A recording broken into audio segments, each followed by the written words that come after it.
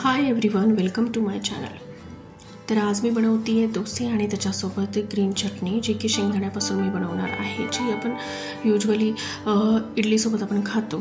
तर काल ॲक्च्युली मी इडली बनवलेली होती आणि थोडं बॅटर उरलेलं होतं, तर विचार केला आज नाश्त्यामध्ये आपण डोसे बनवू. तर याच्यासोबत बटाट्याची चटणी वगैरे मी नाही बनवते, जस्ट सिम्पल ही ग्रीन चटणी आणि डोसे बनवणार आहे. तर ग्रीन चटणीसाठी मी 10 ते 15 हिरव्या मिरच्या घेतल्यात आणि त्या कढईमध्ये ड्राय रोस्ट करून घ्यायच्या. चांगल्या प्रकारे रोस्ट करून घ्यायच्या. 5 ते 10 मिनटं लागतील रोस्ट होण्यासाठी.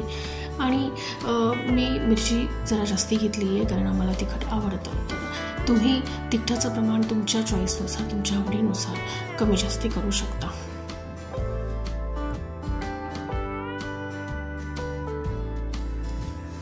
मिरची बऱ्यापैकी रोस्ट झाली की त्याच्याच मध्ये आपण शेंगदाणे टाकून घेऊ थोडे. यामध्ये जर तुमच्याकडे ओलं नारळ असेल तर तुम्ही तेही घालू शकता, छान चव येते. पण ॲक्च्युली माझ्याकडे नव्हतं त्यामुळे मी नाही घालवते. किंवा मग खोबरंही तुम्ही थोडंसं ग्राइंड करून किंवा किसून यामध्ये ॲड करू शकता, छान टेस्ट येते. पण मी आता सिंपल शेंगदाणे आणि हिरवी मिरचीची चटणी बनवते आहे. तर दोन्ही पण व्यवस्थित रोस्ट झालेलं आहे. तर त्याला थंड होण्यासाठी एका प्लेटमध्ये ट्रान्सफर करू. यामध्ये 4 ते 5 लसणाच्या पाकळ्या आणि थोडीशी कोथिंबीर घालून घ्यायची.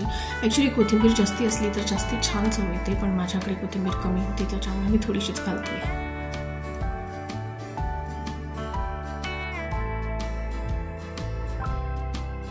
चवीनुसार मीठ घालून घेऊ आणि थोडंसं पाणी टाकून हे सर्व मिश्रण आपण आता ग्राइंड करून घेऊ. जास्ती फाईन ग्राइंड नाही करायचं आहे आपल्याला, याला जाडसरच ठेवायचं.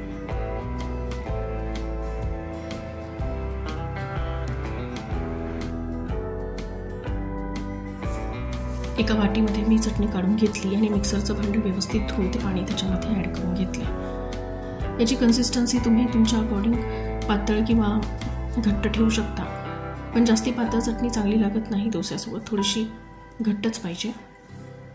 आणि हे आपण असंही खाऊ शकतो, म्हणजे विदाऊट तडका, पण मी याला तडका देते आहे. तर तडक्या पॅनमध्ये थोडंसं हिंग घातलाय.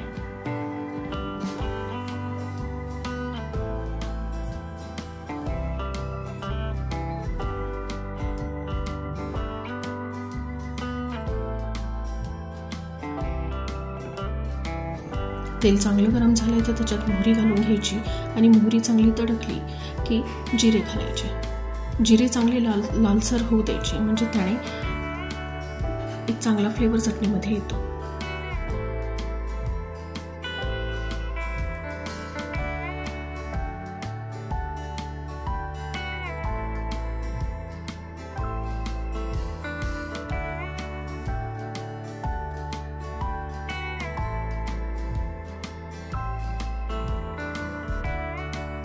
आता डोसे बनवून घेते. तर पॅन चांगल्यापैकी गरम होऊ द्यायचा आणि गरम झाला की त्याच्यावर थोडंसं तेल घालायचं.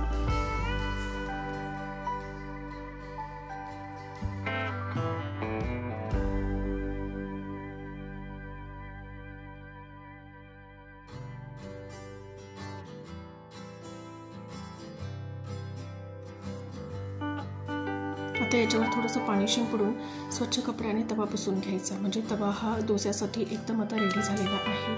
डोसे एकदम व्यवस्थित निघतील, चिटकणार नाही. तर हे आवर्जून करायचं डोसे करण्याच्या आधी.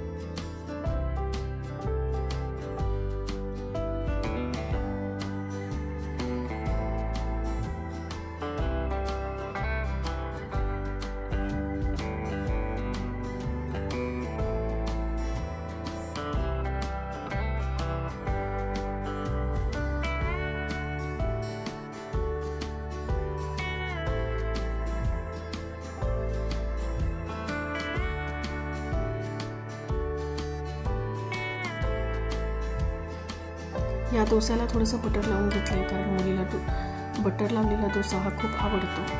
तर याच्यावरती थोडंसं तिखट घालून घेते आणि खालून असा डोसा क्रिस्पी व्हायला लागला की मग याला काढून घ्यायचं.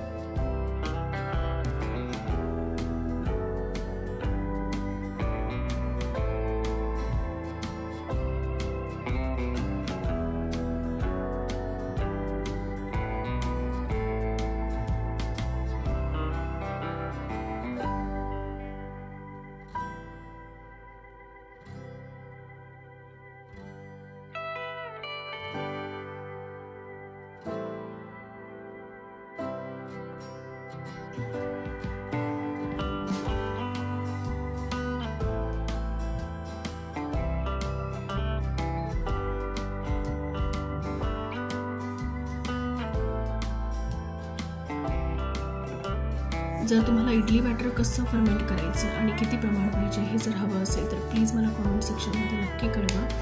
आणि प्लीज जर व्हिडिओ आवडला असेल तर लाईक, शेअर आणि सबस्क्राईब नक्की करा. चला तर डोसा रेडी आहे. चला तर आता आम्ही डोसा एन्जॉय करतो. Thank you for watching.